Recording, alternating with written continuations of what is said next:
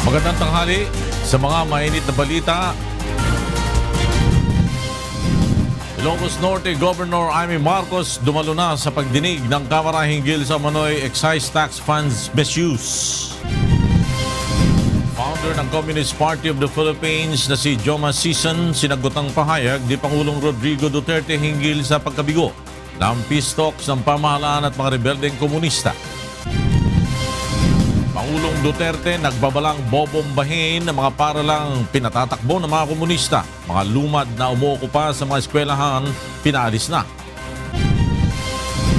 Pamilya ng mga sundalo na sawi sa bakbakan sa Marawi City, bibigyan ng tulong pinansyal ni Pangulong Duterte.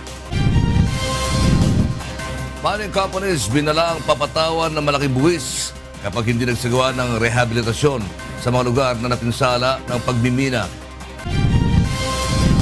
At modernisasyon sa mga pantalan at pagpapatayo ng mga bagong paliparan sa susunod na taon, ipinangako ng Duterte administration. Magandang tanghali sa inyo lahat. Hiniling ni Ilocos Norte Governor Amy Marcos sa House Committee on Good Governance and Public Accountability na mag-inhibit sa pagdinig si Majority Floor Leader Rudy Fariñas. Makakausap natin sa telepono si Grace Casin para sa balitang yan. Yes, Grace? Lord dumalo si Ilocos Norte Governor Amy Marcos ay sinasagawang pagdinig ng House Committee on Good Governance and Public Accountability hinggil sa umano'y manumalyang paggamit ng Tobacco Excise Tax Fund. Sa kanyang pagharap sa investigasyon, iginiit nitong hindi na dapat makialam si Majority Floor Leader Rodolfo Fariñas sa pagdinig.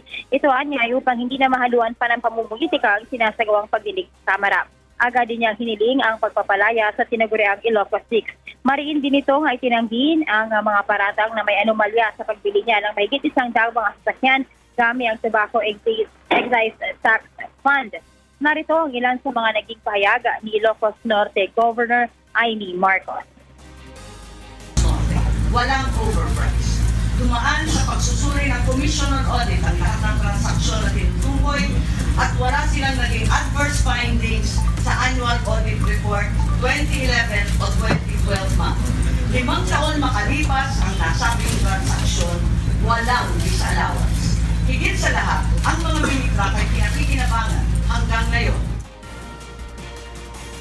Lord, nagpapatuloy pa sa ngayon ng pagdinig at kasalukuyan ng tinatanong ng mga kongresista si Governor Marcos. Kasamang dumating ng former presidential daughter, si dating Senate President Juan Ponce Enrile. Present din ngayon ang kanyang inang, si Ilocos Norte Representative Imelda Marcos. Bago pa pumasok sa loob ng batasang pabansa ay pinuntahan ni Governor Marcos ang kanyang mga taga-suporta na nagtitipon-tipon sa labas ng Kamara. Lord? Grace Casin nagulat mula sa House of Representatives.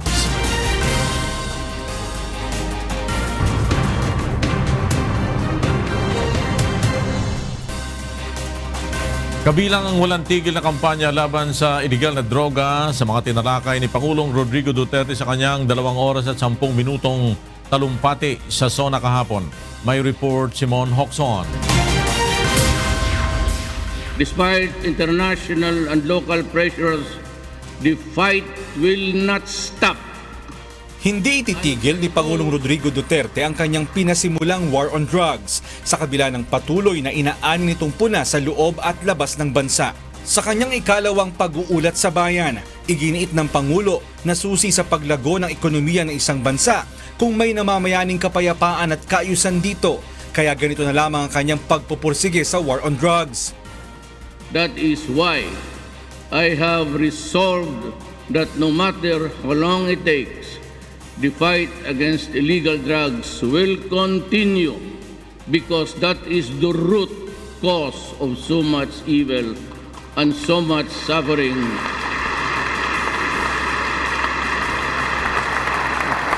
That weakens the social fabric and deters foreign investments from pouring in. The fight will be unremitting as it will be unrelenting. Muling hinikayat ng Pangulo ang mga kumukwestiyon sa kanyang war on drugs na tumulong na lamang sa pagpapaunawa sa publiko kung gaano kasama ang iligal na droga imbis na paulit-ulit na sisihin ang mga otoridad sa mga patayang nangyayari sa bansa. look beyond your biases, your prejudices, your ambition, your political agenda. The search for change will begin and end only when we look into ourselves and find it within.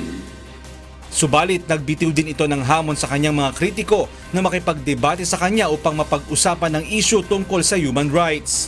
Are you there, yung UN representative, na sinabi mo na sabok will not affect the brain? Are you here? When you criticize, stick on one topic.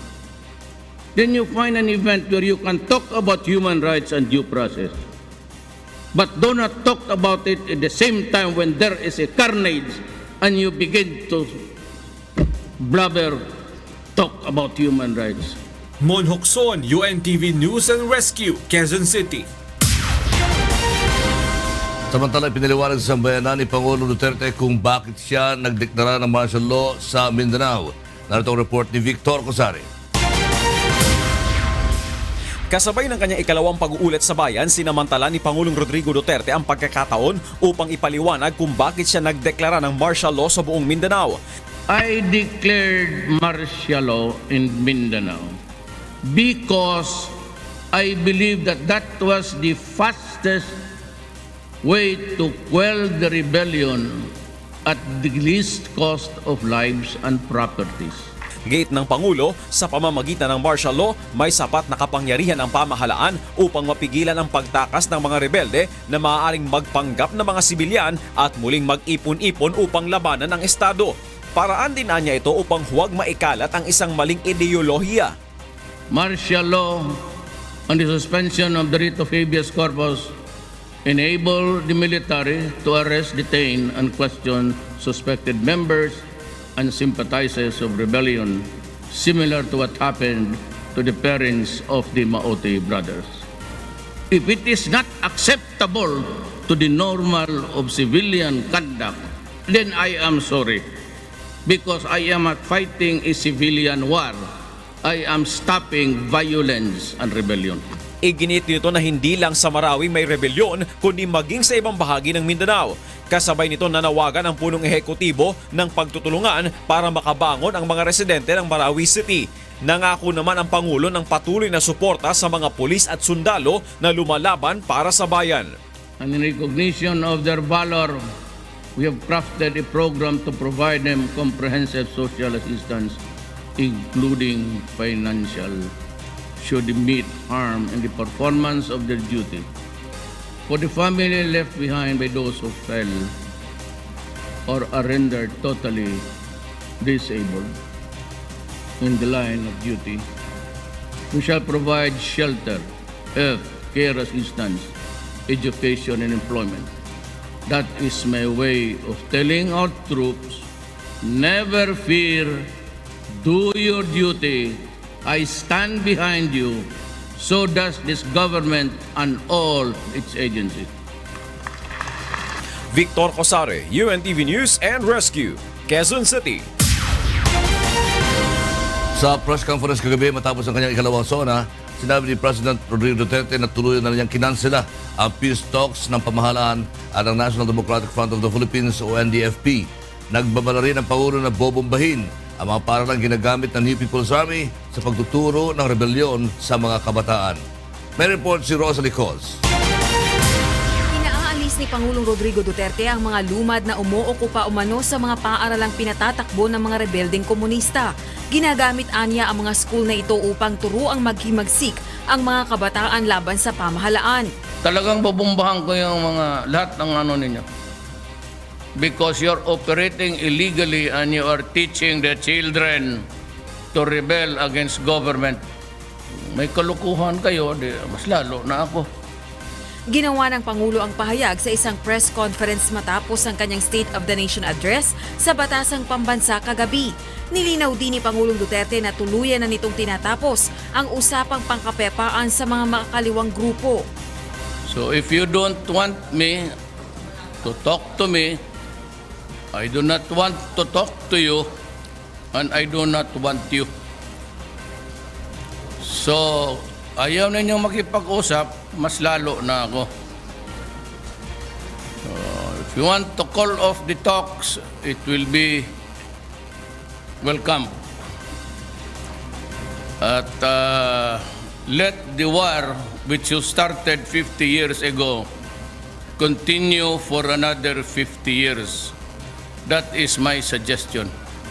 Kung nais umano ng mga itong magkaroon pa ng panibagong bakbakan sa susunod na 5 taon, handa siyang ibigay ito.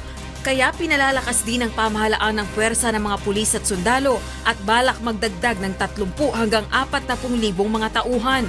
Bibili rin anya siya ng high-altitude planes at drones pang surveillance kontra mga kaliwang grupo. Nagbabala rin siya sa Commission on Human Rights at Office of the Ombudsman na nagbabalak imbestigahan ng pulisya at militar dahil sa mas matinding pagtugis sa rebelding grupo. Although the ombudsman is to check on government, but if you fail to address also the atrocities of the other side so that you can get the truth and the whole story, then do not investigate my army and police. Rosa Licoz, UNTV News and Rescue, Quezon City.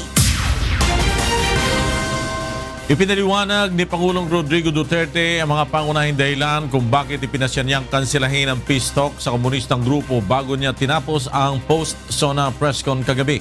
Nagbabalik si Rosa Licoz. And ang importante lang doon is for the left to realize that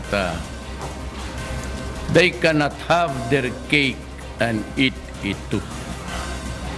You cannot ambush me and then ask me to talk to you. Kung patay na ako, sino kausapin mo? Crazy guys.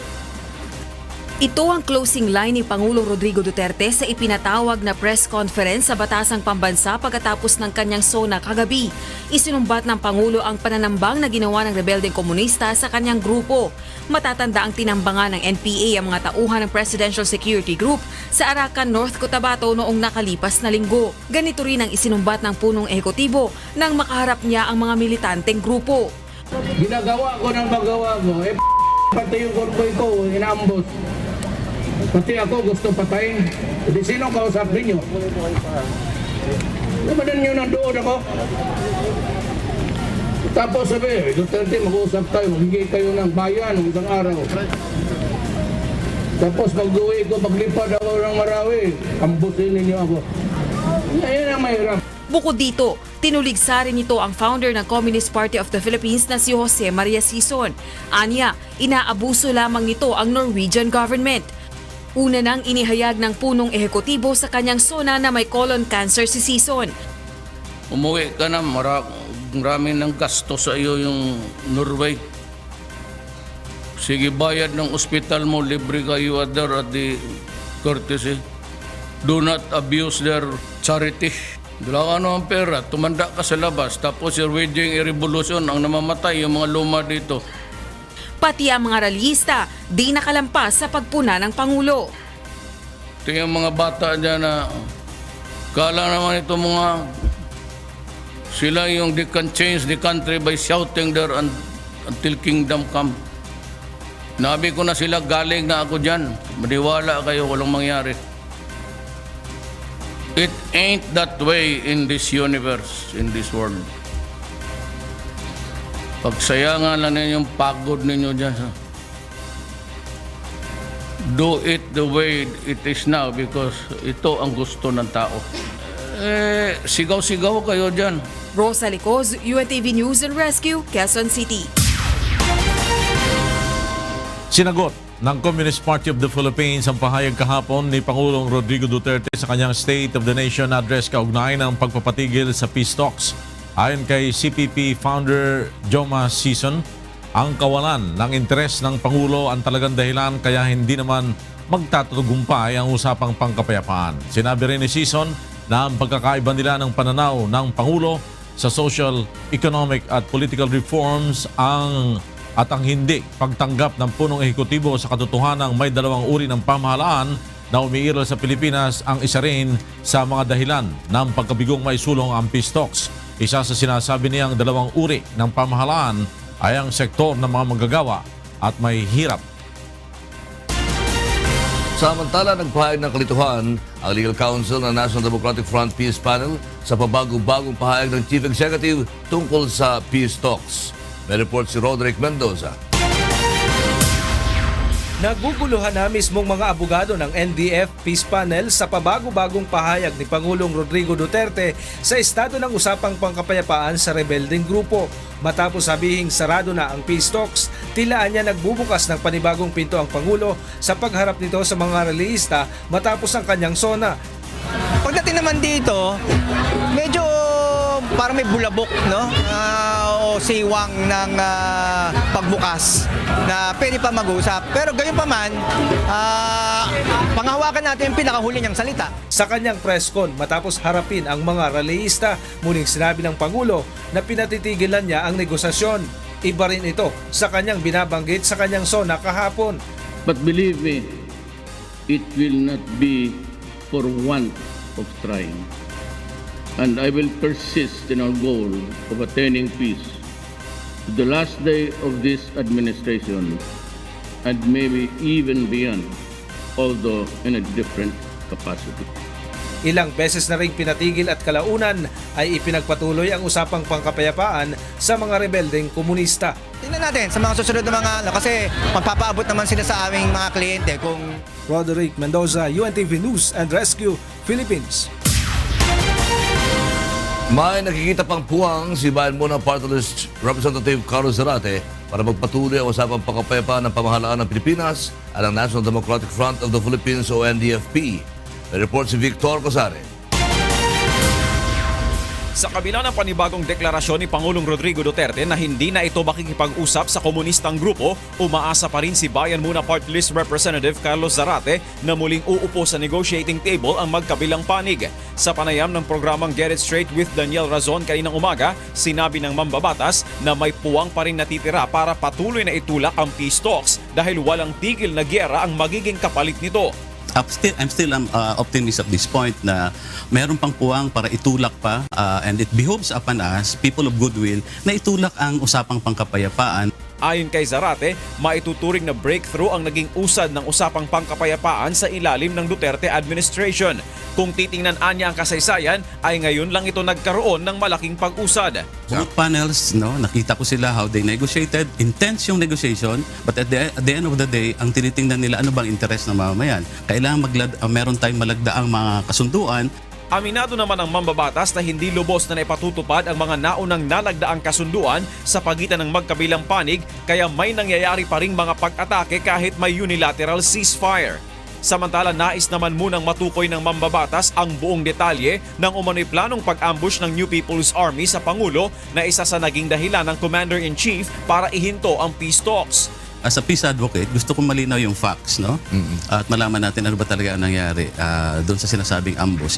Kahapon ay inihayag ng Pangulo sa kanyang pagharap sa mga militanteng nagpoprotesta sa labas ng Batasan Complex ang umano'y tangkang pag-ambush sa kanya. Gayunman hindi ito pinansin ng mga rallyista na patuloy na isinisigaw ang pagpapatuloy ng usapang pangkapayapaan. Victor Cosare, UNTV News and Rescue, Quezon City. Tungkol pa rin sa SONA kahapon, binalaan ni Pangulong Duterte ang mga mining company na sumisira sa kalikasan na nakakaapekto sa kabuhayan ng mga magsasaka. Nagbabalik si Victor Cosare. Bukod sa rebelyon, isa sa nakikitang banta ng Pangulo sa bansa ang climate change. Kaya ayon sa punong ehekutibo, bahagi sa direksyong tatahakin ng kanyang administrasyon ang pagprotekta sa kalikasan. The protection of the environment must be made a priority ahead of mining and all other activities that adversely affect one way or the other, and this policy is non-negotiable. Kaugnay nito, binalaan ng Pangulo ang mga mining companies na ang operasyon ay nakasisira sa mga watershed, kagubatan at aquatic resources. Ayon sa Presidente, responsibilidad ng mga minahan ang paglilinis, rehabilitasyon at pagsasaayos sa mga lugar na nasira ng kanilang operasyon, pati na ang pagbibigay suporta sa mga komunidad na apektado ang kalusugan at kabuhayan dahil sa mining. You have to come up with a substitute, either spent to restore the virginity of their source, or I will tax you to death. Kasi yung taxes makuha ko, talagang ibubuhos ko. So, I will increase the taxes. Then I will think of something that will compensate or make up for the damage, or at least the income restored. Yeah, otherwise, I'll have to stop mining. Ayon sa Pangulo, kung tutuusin nasa 70 bilyong piso lang sa isang taon ang nakukuha ng Pilipinas mula sa mga mining operation, kumpara sa laki naman ang kinikita ng naturang mga kumpanya. Kasabay nito, binalaan ng presidente ang mga mining companies na ideklara ang totoo nilang kita at magbayad ng tamang buwis sa pamahalaan. Believe me, your failure to do so will be your undoing and eventual ruin. Hindi na ako makatakbo, matanda na ako. I don't think I'd even survive the 5 years. Pero pagka sinabi ko, upakan talaga. Nanawagan naman si Pangulong Duterte sa mga local government units na may jurisdiction sa mga mining operations na i-monitor ng mabuti ang mga ito. Victor Cosare, UNTV News and Rescue, Quezon City. Hiniling rin ng Pangulo sa Kongreso na agarang ipasa ang panukalang batas na nagbabalik ng death penalty para sa mabilis na pagpuksa sa illegal drugs sa bansa. Narito ang report ni Joyce Balancio. Buo ang pasya ni President Rodrigo Duterte na ituloy ang war on drugs na administrasyon at kaugnay ng kampanyang ito na kanyang pinasimulan, hiniling ng Pangulo sa Kongreso na ipasa ang batas para maibalik ang parusang kamatayan sa bansa. There is still so much to be desired, and if we are to completely eradicate the menace of illegal drugs, criminality, and corruption, we must do it. I therefore ask Congress to act on all pending legislations to reimpose death penalty on the heinous crimes, especially in the trafficking of illegal drugs. Sa House of Representatives, pasado na sa third at final reading ang death penalty bill, pero napurnada ito sa Senado dahil lalabagin umano ng panukala ang ilang pinasok na international agreements ng bansa. Ayon sa anti-death penalty advocate na si Congressman Edsel Lagman, dapat itigil na ang drug war ng Duterte administration. Bloody war against the drug menace has resulted to more than 8,000 victims of extrajudicial killings. That is a violation of basic human rights, which the state is mandated to protect and fulfill. Maliban sa death penalty, hiniling rin ng Pangulo sa Kongreso ang agarang pagpasa ng tax reform package. Pinasalamatan ng Pangulo ang Kamara dahil naipasa nila sa third at final reading ang tax reform bago matapos ang first regular session. Kaugnay nito, hiniling naman ng Pangulo sa Senado na ipasa rin ang panukala sa lalong madaling panahon upang maramdaman agad ang mga benepisyo nito.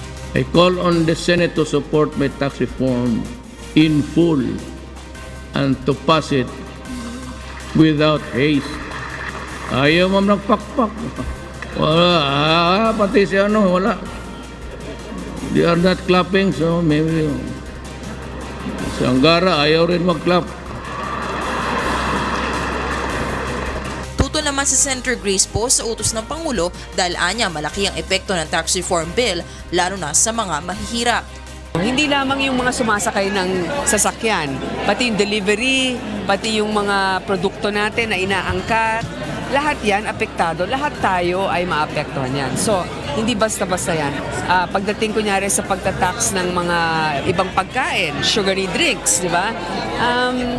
Siyempre isipin mo muna, ito ba'y talaga makakabuti? Ipinag-utos rin ng Pangulo sa Department of Finance at Bureau of Internal Revenue na doblehin nito ang kanilang effort para mahuli ang tax evaders.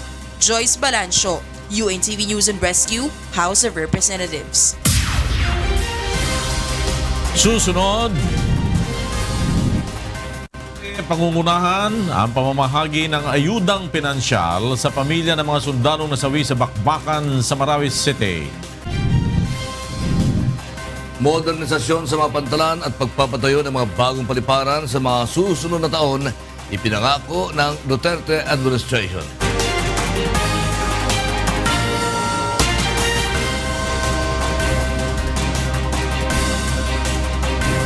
Tinulungan ng UNTV News and Rescue Team ang nasugatan sa bangga ng motorsiklo at kotse sa Maynila kagabi. May report si Asher Cadapan Jr.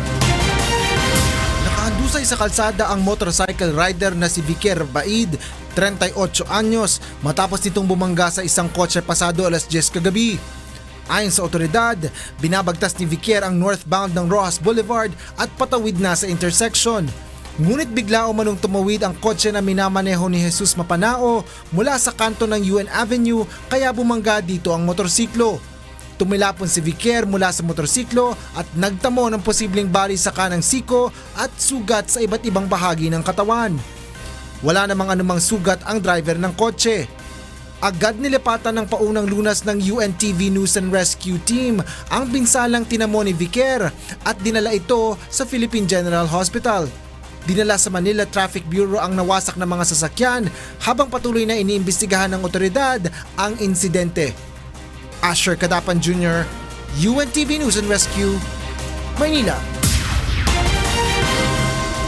Pangungunahan ni Pangulong Duterte ang pagkakaloob ng tulong pinansyal sa mga pamilya ng mga sundalo na sawi sa bakbakan sa Marawi. Mula sa Malacanang, may report si Rosalie Cos live. Rosalie? Magandang tanghali, Floor. Mamayang alas 4:30 ng hapon dito sa Malacanang, pagkakalooban ng financial assistance ng Go Negosyo Kapatid at ng Federation of Filipino-Chinese Chamber of Commerce and Industry Incorporated ang mga pamilya ng mga sundalong killed in action sa Marawi crisis. Si Pangulong Rodrigo Duterte ang mangunguna sa turnover ceremony. Wala pang detalye ang Malacanang sa halaga ng assistance at eksaktong bilang ng mga pamilyang benepisyaryo ng tulong. Subalit batay sa pinakahuling ulat ay nasa 100 na ang bilang ng mga nasasawing sundalo sa bakbakan sa Marawi City.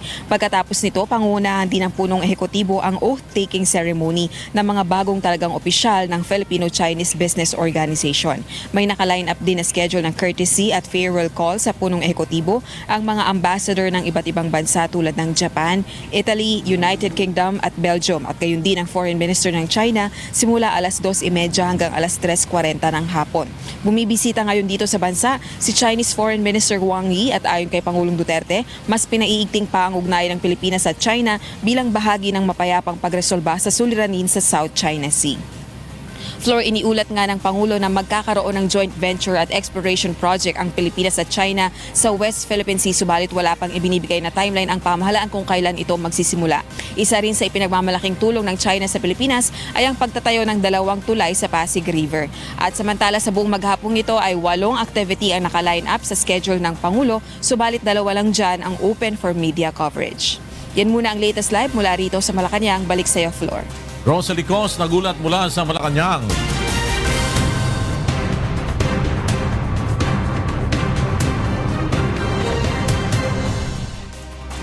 Kabilang din sa nabanggit ni Pangulong Rodrigo Duterte sa kanyang SONA ang lalo pang pagpapalakas ng relasyon ng Pilipinas sa iba't ibang bansa, gayon din ang usapin sa agawan sa teritoryo sa West Philippine Sea. May report si Nel Maribo. Muling binigyan diin ni Pangulong Rodrigo Duterte sa kanyang ikalawang State of the Nation Address ang patuloy na pagsusulong ng independent foreign policy ng kanyang administrasyon. Ayon sa Pangulo, itutuloy niya ang magandang relasyon sa ibang bansa, partikular sa mga miyembro ng Association of Southeast Asian Nations o ASEAN. Hawak ng Pilipinas ang chairmanship ng ASEAN ngayong taon na para sa Pangulo ay isang magandang oportunidad upang maisulong ang interes ng bansa. We have embarked on various initiatives to advance our national interests in the global community. We pursue good relations with all nations anchored on an independent foreign policy. Naging bahagi rin ng SONA ni Pangulong Duterte ang usapin sa West Philippine Sea sa China. We have cultivated warmer relations with China through bilateral dialogues and other mechanisms, leading to easing of tensions between the two countries and improved negotiating environment on the West Philippine Sea. Ayon pa sa Pangulo, tatalakayin niya ang usapin sa West Philippine Sea sa tamang panahon. The West Philippine Sea issue and federalism are matters that we have to tackle sooner or later. Hati naman ang reaksyon ng ilang mambabatas sa mga inilatag na pulisiya ng Pangulo. Pero yung mga ibang bagay na nabanggit niya, gaya ng dagdag na tulong sa ating AFP, pagtutok sa government efficiency, pagpasa ng National Land Use Act, bagong mga patakaran sa mining. In fairness, no, natuwa naman po kami sa Menorya na nabanggit yung mga bagay na ito. So parang all sound and fury signifying nothing, wala pong malinaw na strategic directions ng pamamahala ang nailatag ni Presidente. Nel Maribuhok, UNTV News and Rescue, Quezon City. Nangako rin si Pangulong Rodrigo Duterte sa kanyang SONA na magpapatayo ng mga bagong paliparan at modernisasyon ng mga pantalan sa susunod na taon. May report si Joan Nano. 15 dagdag na biyahe ng mga Ro-Ro vessel, modernisasyon ng mga pantalan sa Iloilo, General Santos, Cagayan de Oro at Zamboanga City, mga road widening projects at pagsasaayos ng air traffic system sa mga paliparan upang maresolba ang pagkadelay ng mga flight. Ilan lamang ang mga ito sa mga bagong proyekto sa sektor ng transportasyon na ipinangako ni Pangulong Rodrigo Duterte sa kanyang ikalawang SONA kahapon. Ayon pa sa Pangulo, kahit walang suporta mula sa Kongreso para maisaayos ang matinding problema sa trapiko, nangako naman umano ng suportang pinansyal ang China para dito. Alam mo, si Ma'am Grace, you are pushing for, we needed money and we tried to get your help to raise money. Ayaw naman ibigay. Hanggang ngayon, yan pa yung EDSA. Since I could not get any funding, I traveled to China and make friends with them. And the ambassador is Ambassador Zhao. Thank you for the help. And as a matter of fact, willing, said, if your Congress has no money, we will give you the money. Muli ring inatasan ng Pangulo ang MMDA at mga lokal na pamahalaan na mas paigtingin pa ang pagsasagawa ng mga clearing operations upang maialis ang lahat ng mga nakasasagabal sa major thoroughfare sa Metro Manila. Pinagbawalan na rin ng Pangulo ang mga miyembro ng kanyang gabinete na gumamit ng protocol license plates. Pero me, I have not authorized my cabinet member to utilize the low plate. So it's not for us to, you just use an ordinary plate. Para walang masabi yung. Samantala, binatikos naman ng Grupong Bayan Muna ang naging pahayag ng Pangulo ukol sa mga gagawing proyekto sa transportasyon. Ayon sa grupo, tila hindi pa rin napagtutuunan ng Pangulo ang pagkakaroon ng maayos na sistema sa public transportation na siya umanong tunay na kailangan ng mga Pilipino. Pangako lang lahat ito, no? Gusto nating ma-reflect into policy and actual programs, no? EDSA ay nightmare pa rin natin dito sa Metro Manila. Malaking problema pa rin ng MRT and LRT, no? Joan Nano, UNTV News and Rescue, Quezon City. Maraming mamamayan ang naniniwala na may mga nagbago na simula nang umupo si Pangulong Duterte bilang pinuno ng bansa ng nakaraang taon. May report si Aiko Miguel. Tinutukan ng maraming mga Pilipino ang ikalawang State of the Nation address ni Pangulong Rodrigo Duterte. Kabilang narito ang mga tricycle driver, mga tindera at mga ordinaryong empleyado. Naniniwala ang mga ito na malaki na ang nagbago sa bansa simula nang umupo si Pangulong Duterte dahil sila mismo ay nakaramdam nito. Gaya na lamang ni Mang Rogelio Ago na mahigit 20 taon na sa pamamasada ng tricycle. Marami na pagbabago. Sa tulad ng droga at saka sa mga opisina, sa mga government offices. Yung paglakad ko yun, sa lisensya lang, sa pagka-driver. Sandali lang, hindi ka na problema. Hindi kaya dati nga. At kung sa abutan ka ng siyam-siyam. Ayon naman kay Aling Rubeleng Trinidad na mahigit 1 taon ng empleyado ng isang burger machine stall, mas madali na anyang makakuha ng benepisyo sa mga ahensya ng pamahalaan. Kasi nag-try ako nun maglakad ng SS ko, mas mabilis na siya compare dati. And then sa lugar naman namin, nabawasan yung mga adik. Mas sumusunod na rin anya ang mga tao sa ipinatutupad na mga batas sa bansa. Gaya na lamang ni Mang Leonardo na kahit 20 taon nang nagtitinda ng sigarilyo, ay tinigilan na ito dahil sa pagpapatupad ng nationwide smoking ban. Hindi kami, mula nung ma'am, hindi na kami nagbebenta.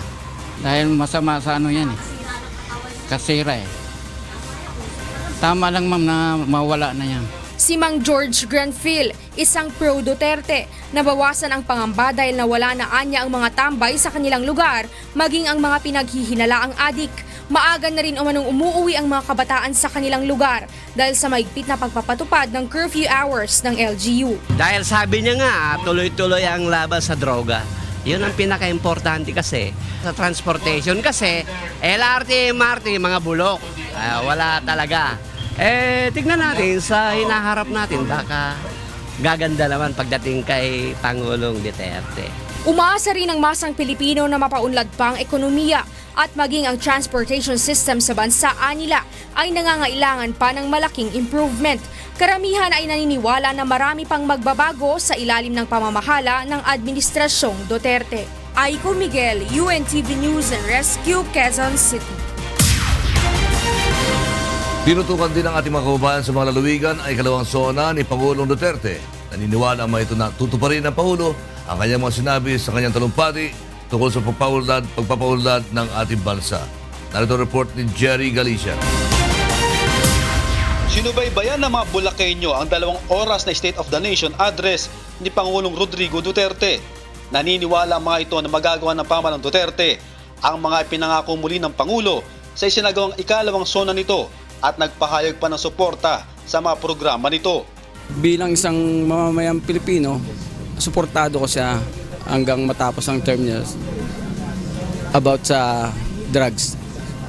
Full support ako. Gusto ko mawala ang drugs sa Pilipinas. Positibo naman ang pagtanggap ng mga Sambuangueño sa naging talumpati ni Pangulong Rodrigo Duterte. Partikular na rito ang paliwanag ito kung bakit nagdeklara siya ng batas militar sa rehiyon at kung bakit kailangan itong palawigin. Naintindihan din nila ang kampanya ng Administrasyong Duterte kontra illegal na droga, bagaman umani ito ng iba't ibang batikos maging sa ibang bansa. Maganda pakinggan kasi mabait ang presidente. Yan lang, marami pa siyang plano sa future natin lahat. Naniniwala naman ang ilang mga Dabawenyo na hindi puro pangako lamang ang mabinitiyang salita ni Pangulong Rodrigo Duterte sa kanyang ikalawang sona. Anila, simula pa lang maupo ang Pangulong Duterte ay malaking pagbabago na ang nangyari sa bansa.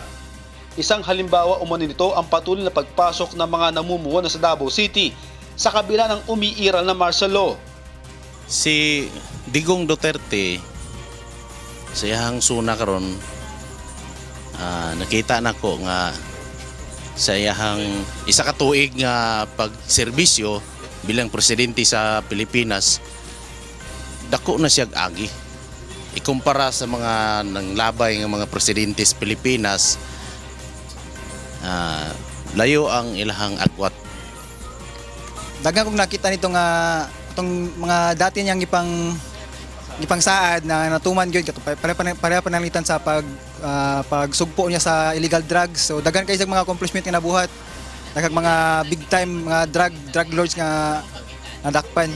Jerry Galicia, UNTV News and Rescue, Philippines. Ikinatuwa ng Philippine National Police ang pagtupad sa kasunduan ng mga militante grupo na hindi gagawa ng karaasan sa ikalawang State of the Nation address ni Pangulong Rodrigo Duterte kahapon. Nanatili ang mga realista sa itinakdang lugar ng pagdarausan ng kanilang mga programa. Nag-observe din sila ng agreement natin. Na hanggang dyan lang. Final na yan dyan final. Pag lumampas dyan, hindi na maganda.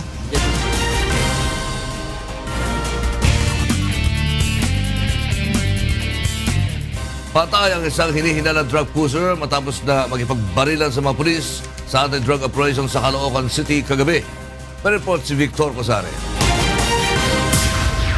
Isang report ang natanggap ng Caloocan Police District tungkol sa bentahan ng ilegal na droga sa Barangay 176, Caloocan City. Agad rumisponde ang Drug Enforcement Unit ng Police Community Precinct 3 upang kumpirmahin ang report. Ngunit nang makatunog ang mga sospek sa operasyon ay pinaputukan ng mga pulis. Agad namang gumanti ng putok ang mga otoridad. Dead on the spot si Gasper Palacio, 28 anyos, habang nakatakas ang mga kasamahan nito. Matagal na umanong nakatatanggap ang pulisya ng ulat na lantaran ng bentahan ng shabu sa kanilang lugar. Natsambahan namin. Talagang sa bungad pa lang namutok na. All the way kasi yung baril natin, mga 5 rounders na hanggang inabot siya dun sa dulo. Kipagputukan sa amin. Matagal na umanong nasa watchlist si Palacio at nakasama na rin sa Oplan Tokhang ng PNP, ngunit di pa rin nagbago. Ang grupo umano ni Palacio ang hinihinalang nasa likod ng mga insidente ng hold-up at carnap sa kanilang lugar. Na-recover sa suspect ang 9mm na baril, ilang sachet ng shabu at drug paraphernalia. Sa ngayon ay pinaghahanapan ng mga otoridad ang mga nakatakas na kasamahan ni Palacio. Victor Cosare, UNTV News and Rescue, Philippines. Arestado ang 16 na drug personalities sa bypass operation ng mga pulis sa Barangay San Roque, Quezon City kagabi. May report si Reynante Ponte. Nagkumpulan sa presinto ng Quezon City Police District 2 ang nasa 16 na nahuli sa bypass operation sa Quezon City pasado alas 10 kagabi. Silang lahat ay nahuli sa bypass operation at naaktuhan na gumagamit ng iligal na droga sa isa umanong shabu tiangge sa Barangay San Roque. Nahulihan na kasi nagpapat session pagbukas ng pinto. Bali kwarto-kwarto sila puro barong-barong Kabilang sa naaresto ang may-ari umano ng lugar na si Jody Ibahan alias Boy at Erwin Castro na todo tanggi na hindi nagtutulak ngunit gumagamit lang ng bawal na gamot. Ang iba naman, inamin na drug addict at nahihikayat ng kanilang mga barkada kaya gumagamit ng droga. Siyempre naman, bakit ka nagtatanggil? Ayon sa mga operatiba ng Station Drug Enforcement Unit, may sumadya sa kanilang himpilan ng concerned citizen na nagsumbong na talamak ang paggamit ng iligal na droga sa Barangay San Roque kaya nagsagawa sila ng operasyon.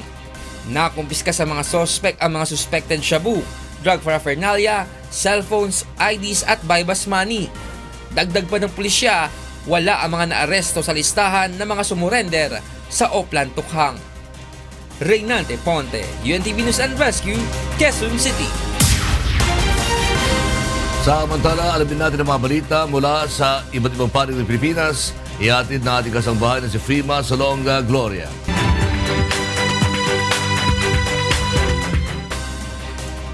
Maya paugto, Frima. Dakala salamat lakay at maya paugto ka rin kay katamong kasambahay. Ining kay katamong balita, iba't miyayaliwang lugar king kay katamong bansa. Anyaruan daring hortelano daring tubuking Negros Occidental ay patok ng daing pamangangkat king high fructose corn syrup. Napun 5 na hortelano ring menimuna king signature campaign bang ipilit da ing karelang panawagan. 53% ing sugar production king bansa ing menibat king Negros. Ing high fructose corn syrup naman ing gagamitan daking aliwang food production kapalit na ning mayumu. Agpang karing hortelano bagya-bagya nining papaten ing industriya na ning pamagmayumu king balen ning Negros uling diditak na ing demand king mayumu. Mas malapit na nangakuha ning 33 drug surrenderer king balen ning La Trinidad Benguet ing pamagbayo king karelang bie. Ingsang kananini mayari na laking mumunang dake ning karelang rehabilitation program. Ining report ng Marvin Calas. Nalpas iti 30 ket 3 a drug surrenderer sa La Trinidad Benguet iti first phase wenno 6 a bulan a rehabilitation program. Kalpasan iti umuna a parte ti rehabilitation at pasarmet iti 80 a bulan nga aftercare program dagitoy nga idaulwan dagiti local government unit sa ILI. So we will continue to give the aftercare program, but since the lead agency for this aftercare program is the DSWD, maybe these clients who completed the primary care program will be referred to the local government units to continue with the aftercare program. Pagarupmet ni La Trinidad Benguet Mayor Romeo Salda nga agbalin nga inspirasyon dagiti 30 ket 3 a rehabilitation candidates kadagiti kakadwada tapno agpasarmet dagitoy iti rehabilitation program. Agyaman met dagiti drug surrenderer para iti gundaway nga iti ili kinyada tapno agbaliw iti biyagda. Salamat po't nakaupo si Duterte dahil kung hindi nakaupo baka malamang andyan pa kami sa tabi-tabi, ma'am. At saka maganda po yun dahil marami po siyang natulungan mga pamilya. Mostly po kasi sa amin mula nang gumamit po kami ng droga. Mostly pa sa amin nasira yung relasyon namin sa mga pamilya namin, ganun. Marvin Calas, UNTV, Damdamat Panangalaw, Baguio City. Patuloy ang gagawan ng training ng Rescue Team King Region 3 bang mga tingkarelang kasanayan. Ining balita ng Brian Lacalale. May pailalang laking collapse structure search and rescue training ding rescuers sa King City at Provincial Disaster Risk Reduction Management Office King Region 3. Makabilang Yacareti, Tarlac, Bulacan, Pampanga, Nueva Ecija, Olongapo City, San Fernando City, Ampong, Cabanatuan City. Pakina ning programa ami paangat pa ing Belwan rading rescuer king pamagrespondi kareng insidente ami nga lasak agusali ang king landslide.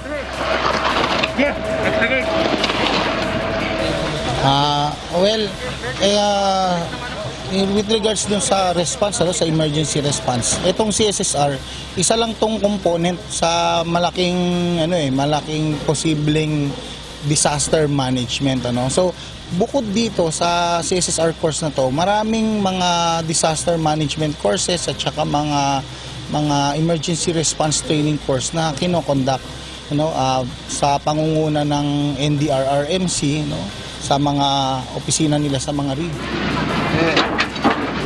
Nituro Karela ang gustong paralan manibat king pamanalakad CSSR team, basic search and rescue techniques, pamangamit tools, equipment ampong accessories, sorting method, lifting and stabilizing heavy load at pre-hospital care. Ito nga, part of that, capacitating the responders sa bawat region, ito ay magandang simulain dahil yung mga local government units ay nagkumpul-kumpul para sasali sa training na to, which is very important. Atlong 26 lading mayari, king mumunang batch rading mekayari king rescue training at mapalyaring mitukenya pa iti karing daratang abulan. Brian Lacalale, UNTV News and Rescue, Tarlac. At yan yung kekatamong balita, ibating miyayaliwang lugar king kekatamong bansa. Mibalik kay Ken Lakay. Nakalasalamat Prima sa Longa Gloria. Hagin ang ilang nag-audition sa Wishcovery sa Cabanatuan City ang kanilang inspirasyon sa pagsali sa singing competition. Narito ang report ni Leslie Longbowen. Balik ka sa akin, di ko kakayanin kung ika'y mawawala sa aking piling, di ko Sa likod ng bawat awit ay kwento ng pag-asa at baong pangarap. Ito ang aming natuklasan sa aming panayam sa ilang mga Wishcovery auditionees sa Cabanatuan City. Isa si June Paul Alvarida sa mga nagbahagi sa atin ng kanyang kwento. Gumising pa ng 3:00 ng madaling araw si June Paul para sa diyain ng Cabanatuan mula pa sa Makati City para makapag-audition. Papasok na kasi siya sa kanyang bagong trabaho sa susunod na linggo. Sinignan ko po yung audition saan po pwede malapit. Sa Maynila, sa 31 pa po yung audition ngayong time may chance po ako mag-audition. Kaya pumunta po dito nagbabakasali sa Cabanatuan City. Mula sa puso ay inawit niya ang isa sa mga paborito niyang piyesa na Pagbigyang Muli. Ilang beses nang nabigo si June Paul ngunit hanggang ngayon ay umaasa pa rin siyang mapagbibigyan sa kanyang pangarap na maging singer dahil sa isang mahalagang tao. Continuous lang ako kahit marami nagsabi na wala pangit na ganun. Maraming nagda-down sa akin pero positive lang po para sa mama ko po, para matulungan po yung mama ko.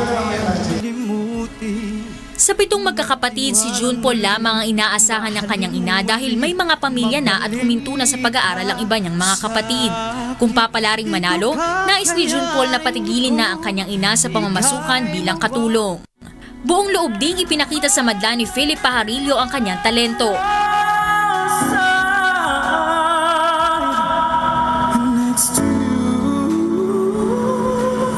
Bata pa lamang ay natuto na si Philip na kumanta. Nung bata po ako, tinuruan po ako ng papa ko na kumanta. Kasi siya po talaga yung pinakamalaking influensya po ng music sa buhay ko.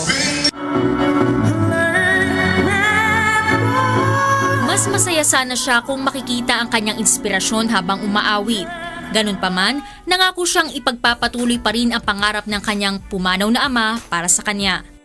Inaalay ko po yung pagsali ko dito sa papa ko po kasi dream po talaga niya na mapanood po sana ako sa isang malaking competition competition, which is on TV, kasi alam po hindi na po niya taabutan. Pero, ipagpapatuloy ko pa rin po yun. Sina June Paul at Philip ay ilan lamang sa mga nag-aasam na maging kauna-unahang winner ng Wishcovery. Magkaiba man ang kanilang kwento, iisa lang ang kanilang pangarap. Ang maibahagi ang kanilang talento sa mundo para sa mga taong malapit sa kanilang puso. Leslie Lombowen, UNTV News and Rescue, Cabanatuan City. At yan ang mga balitang aming tinutukan at inaksyonan. Dahil sa aming pagbabalita, una ang pagkalinga sa kapwa. UNTVC News, may balita sa mampanig ng daigdig. Magandang tanghali. God bless.